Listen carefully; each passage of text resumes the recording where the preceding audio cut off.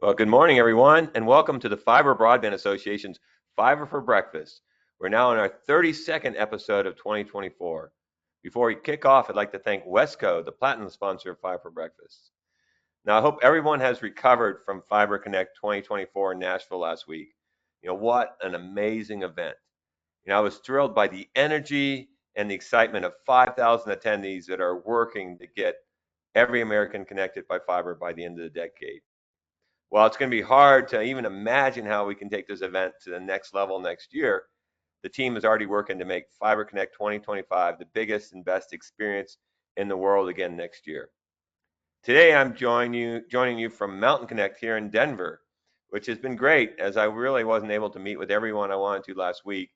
And it's great to be able to catch up with a number of the state broadband offices and the amazing people in their industry.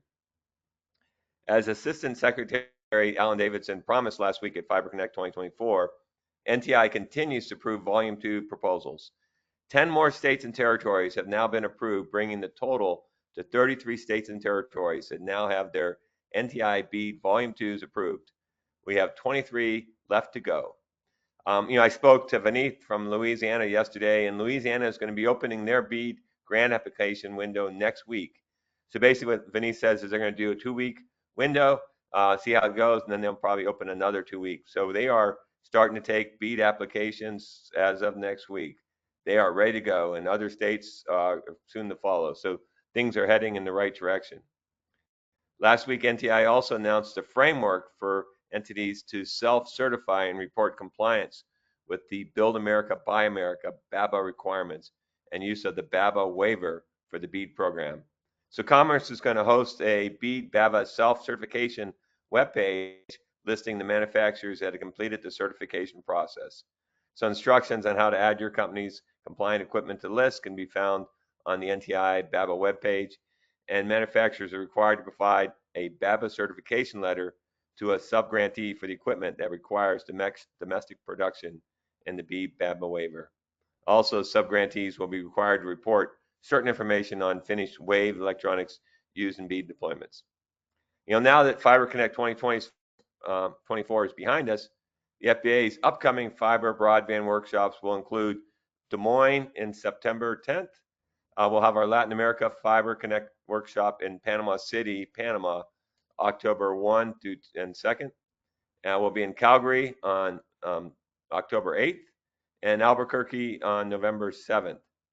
And that brings us to today's Fiber for Breakfast session. Our guests are the Fiber Broadband Association's top research partner, Mike Render with RVA, and John George of OFS, our chair of the Fiber Broadband Association's Technology Committee, are going to be discussing their latest study on why you should always sign up for the Gig Plus service.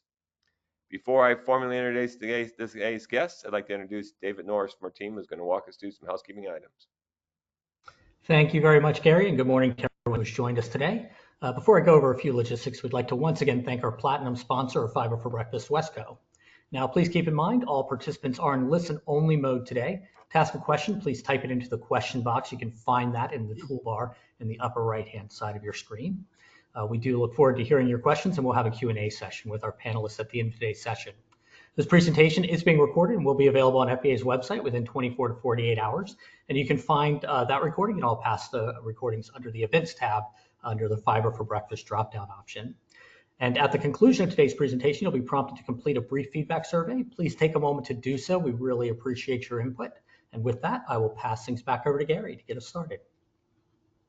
Thanks, David, and good morning. I'm Gary Bolton, the President and CEO of the Fiber Broadband Association. Last week on Fiber for Breakfast, we were live on stage from Fiber Connect 2024, and our guest was Sean Henry, the CEO of the National Hockey League's Nashville Predators and the Bridgestone Arena, who discussed hockey, community, and fiber, how each foster growth with each other. The key takeaway is professional hockey is a lot like fiber, as it can transform a community and really raise the quality of life and provide significant economic development benefits. Today on Fiber for Breakfast, our guests are FBA's top research partner, Mike Render with RVA, and John George, OFS, the chair of FBA's Technology Committee. We're going to be discussing their latest study on why you should always sign up for Gig Plus service. Mike Render's been FBA's strategic research partner for over 2 decades, and among the many studies that he's delivered for FBA members is our annual fiber deployment study. Mike is a recognized expert in North American fiber broadband rollout and a regular presenter at national and international broadband and smart city conferences, as well as a consultant to numerous public and private organizations in the fiber optic industry. And John has served with AT&T, Lucent Technology, now OFS, in various engineering and marketing roles.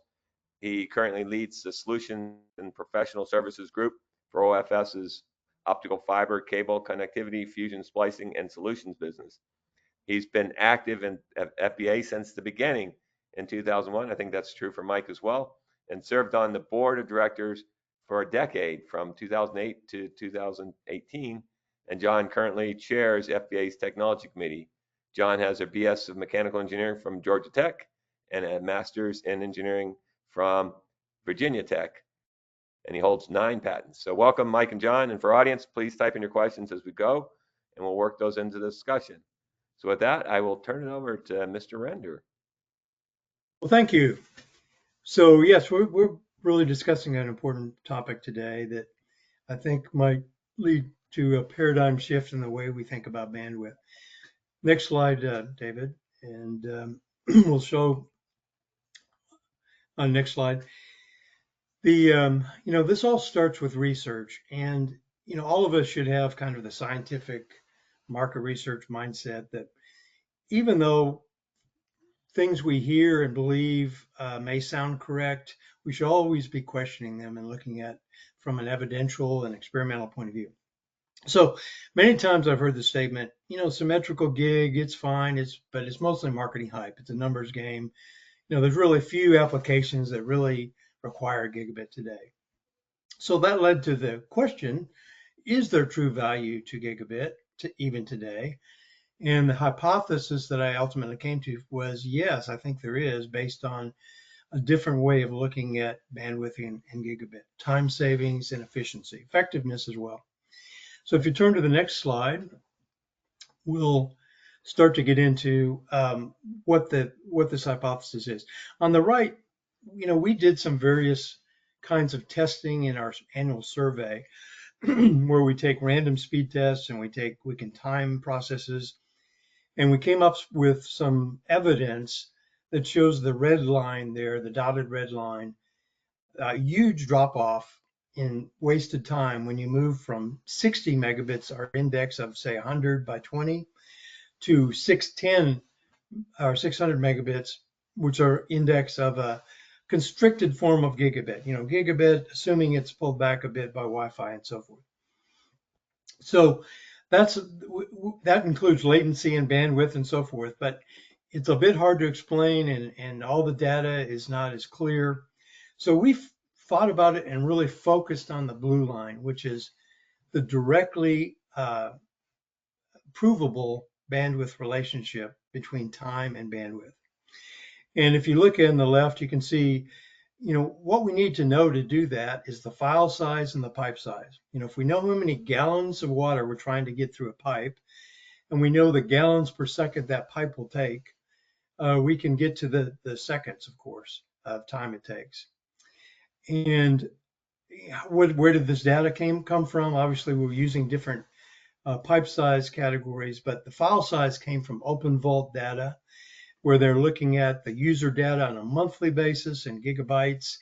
And then we converted that to gigabits and megabits and down to an hourly data.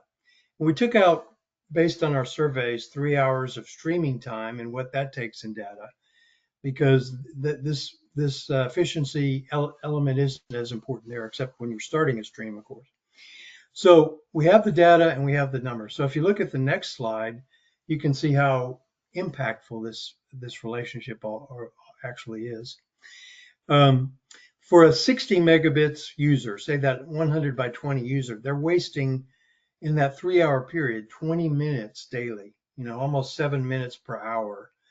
And we don't think about it all the time because it's 20 seconds here, 30 seconds there, whatever, but it all adds up. And to, staggering figure on an annual basis, 120 hours, almost 14 8-hour days.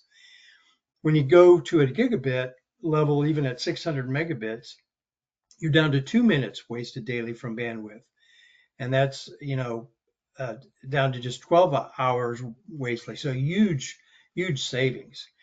And of course, as we all know, time is money.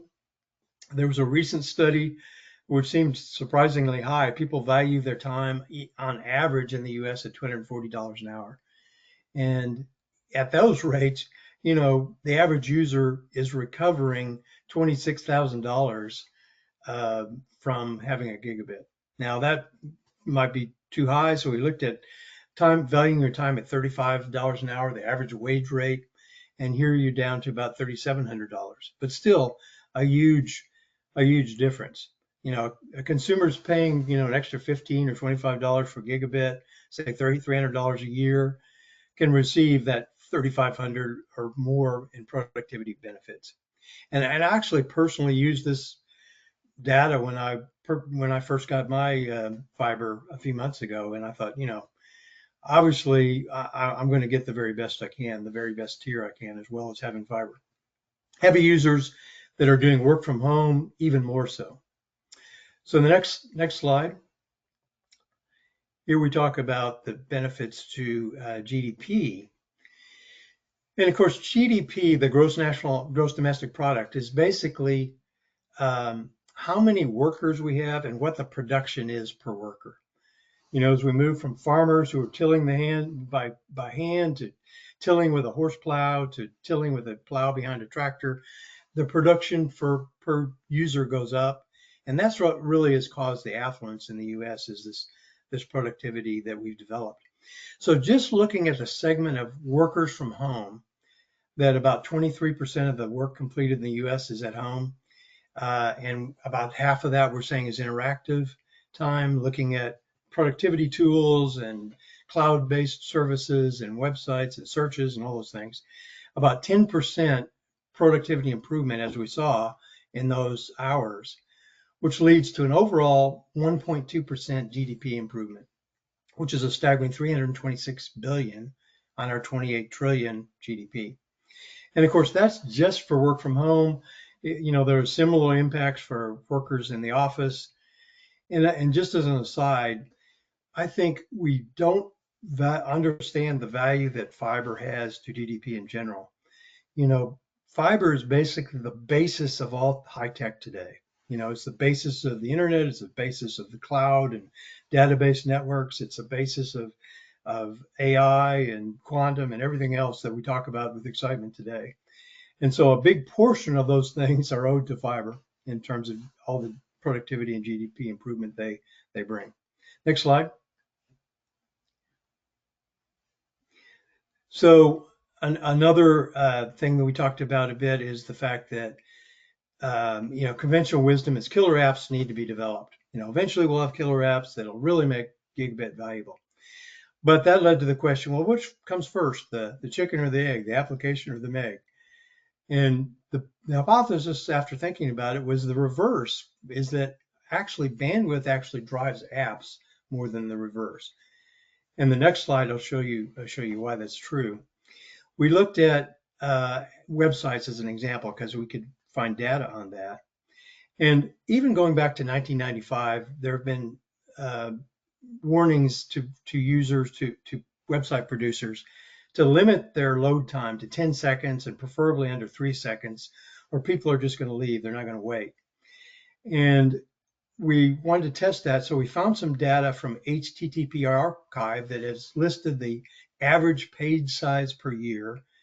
And of course, we have data on the average megabits per second on a random basis from our survey. We put those on the same scale, so you can just see the relative growth, and you can see they're pretty correlated. In other words, there's a symbiotic relationship. You've got to have more bandwidth to have more apps. You've got to have more apps, so it all works together in a correlation. Next slide. And another one is kind of that attitude that, well, the bandwidth need is X. We just need to catch up to that. And the truth is that bandwidth range and curve is always moving. It certainly hasn't been 60 or 1 gig in the past. If you go to the next slide, we can see the amazing fact that The bandwidth range has moved 1,000 times in just 24 years. In 2000, just before the FBA was formed, the kind of lower side was 60 kilobytes, 56 kilobytes, and some had less than that, going up to 1 megabyte. And who would ever need a megabyte? Kind of the attitude. The same thing now today, we're at 60 megabytes is kind of the lower end, with some people below that, and a gigabyte is kind of the higher end. And so it just keeps moving. It won't move percentage-wise as much in the future, because as the base gets higher, the percentage will go down, but still big increases. And one last point, people that are really stuck below that, somebody that has 5 megabits, back to the other point, they get worse and worse over time, worse off over time, because the file sizes keep getting bigger. So, some of those people can only read text and do emails and things like that anymore. So it's a real problem for those people that are really underserved. With that, I think I'm going to turn it over to John, who's going to talk about this in conclusions and so forth a little bit further. Thank you, Mike. Next slide, please. So, yeah, so we're at 100 by 20 is the minimum that's described as adequate, but you can see there are a lot of delays with 100 by 20, a lot of wasted time. And we're investing public money in infrastructure today in 100 by 20 potentially. We don't think that's the right approach. We think it should be gigabit symmetrical, because we're building networks today that are going to need support 10 years, 20 years, and the bandwidth range is going to move out at least 10 times in the next 10 years because of these applications that are in development, such as augmented reality, virtual reality, higher definition, and then incorporating in AI on top of that. We see 2 gig symmetrical. This is a technology committee study we did previously, required by 2030.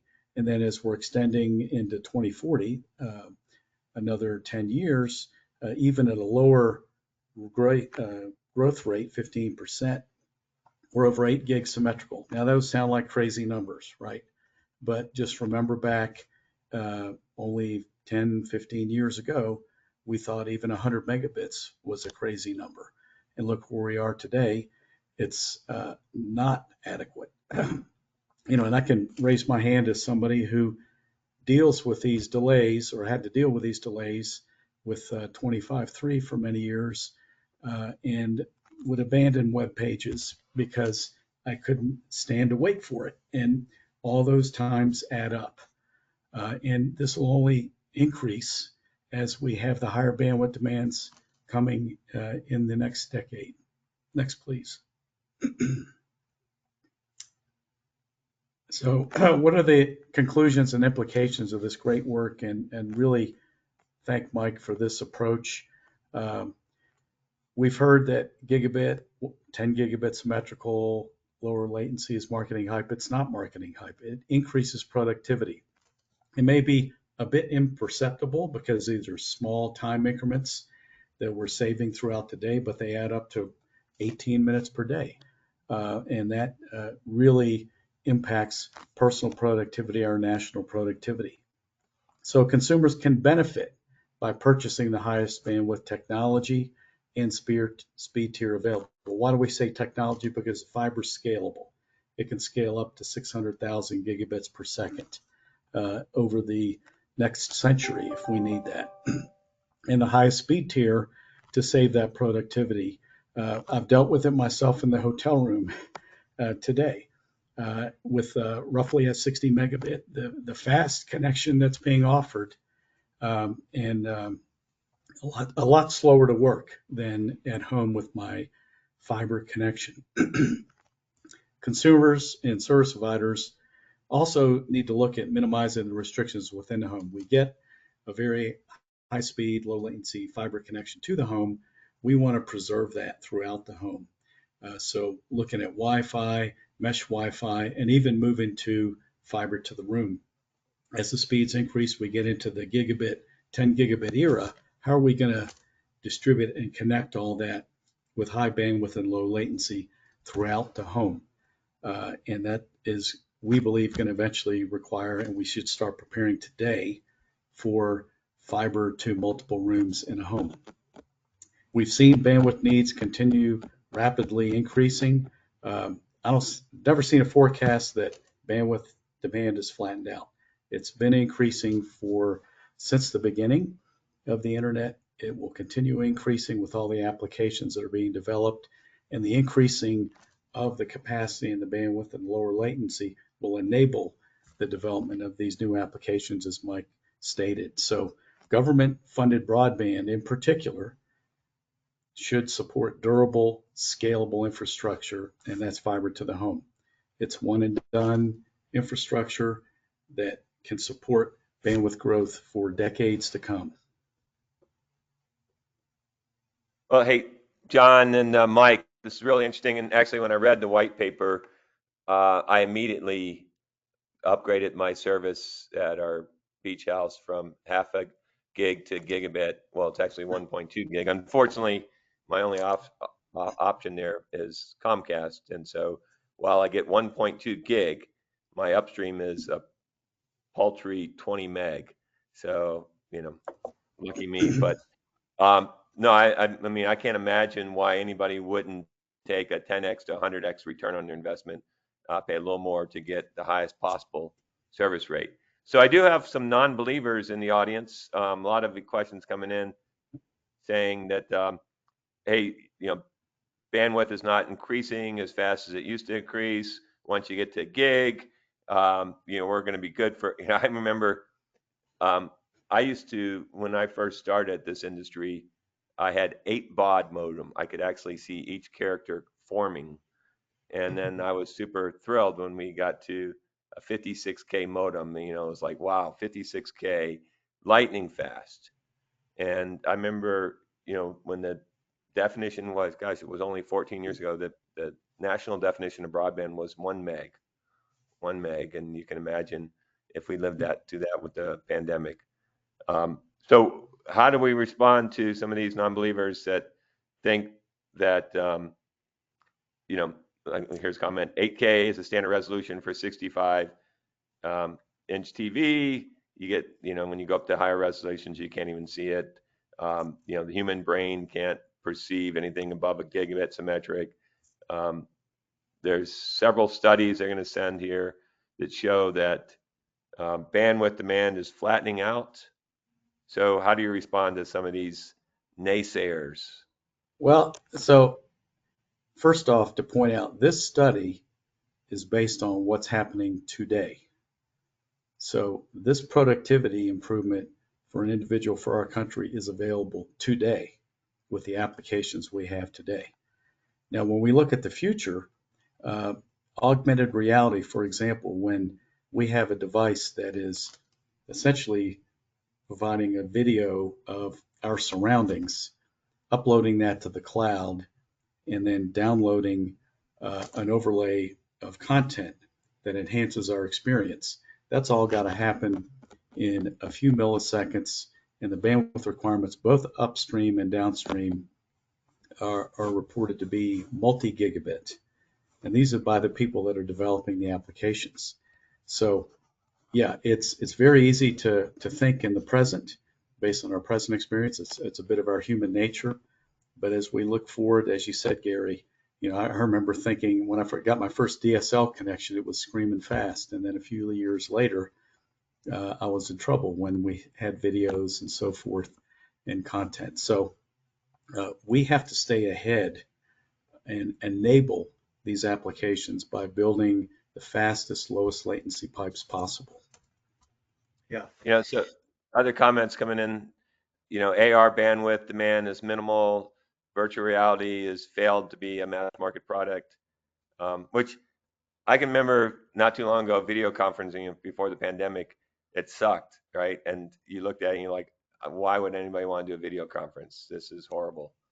Yeah. So I don't know what you guys respond to. Well, I just would say, remember that any application has to be scaled down to the lower level of users. So they're not they're always limited in what they can do.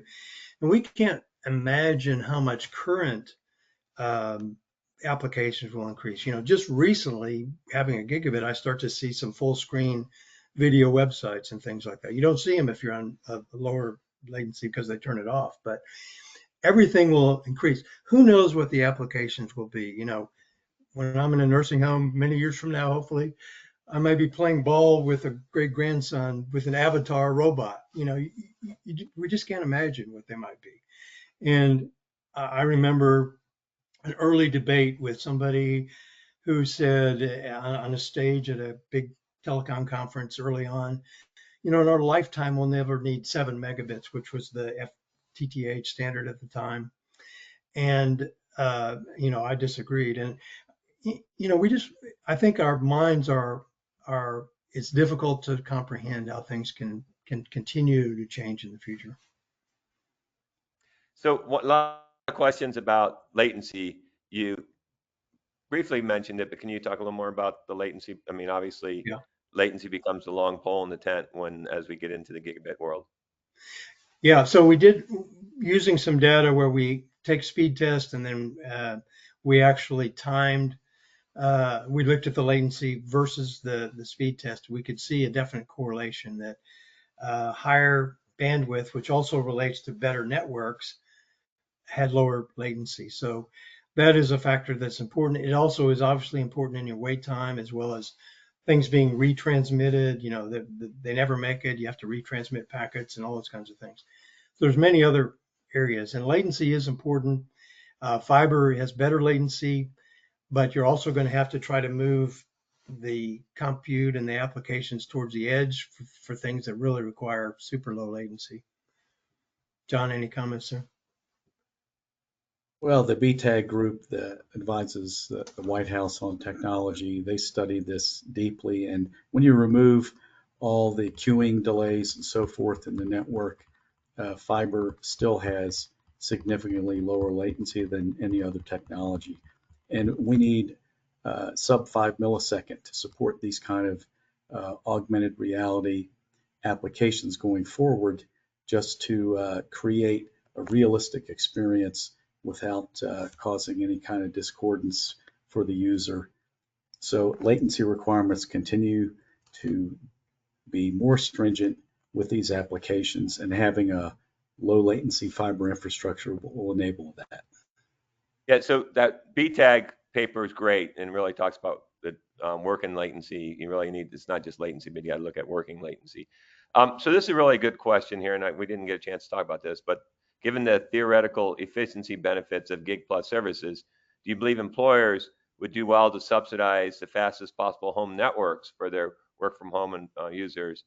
It seems employees would be the ones who stand to gain the most from tangible benefits from higher um, home internet speeds. It stands to reason that employers lead the way on subsidizing adoption of multi-gig solutions. So, I mean, I ran into that where the my fiber to the home from AT&T, the network, the gateway sucked. It really was bad, and I had to go in and put my own Wi-Fi 6 plus mesh network in. Um, and now really need to get things like fiber to the room and so forth. Can you talk briefly about where we need to get to in the in-home experience?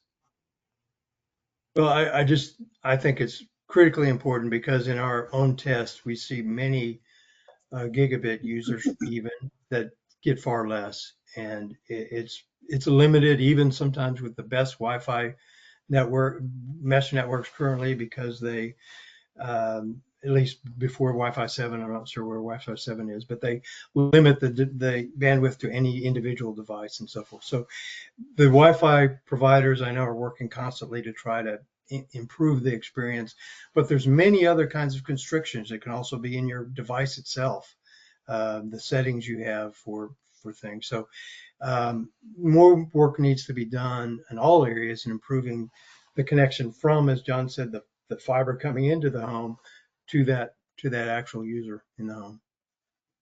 Well, I think Yeah. the productivity benefits that outline in the white paper would lead employers to want to make sure that their employees are super productive and have the best possible in-home experience. So I agree with that comment there. So John, Mike, I hate that we're out of time. I really appreciate your work, research. I think this is a really important white paper that you pulled together. We did scrub it with Ookla to make sure that all our assumptions were aligned with other experts in the industry, and just great work. I want to also just mention that we're going to get together again next Wednesday with our good friend Jeff Hainan, the Vice President of Broadband Access and Home Networking at Deloro is going to talk about his latest research and projecting the PON and DOCSIS equipment spend. So you're not going to want to miss that. Jeff always has great research. So thanks everybody for joining us. Look forward to get together next week. Thanks, Mike. Thanks, John.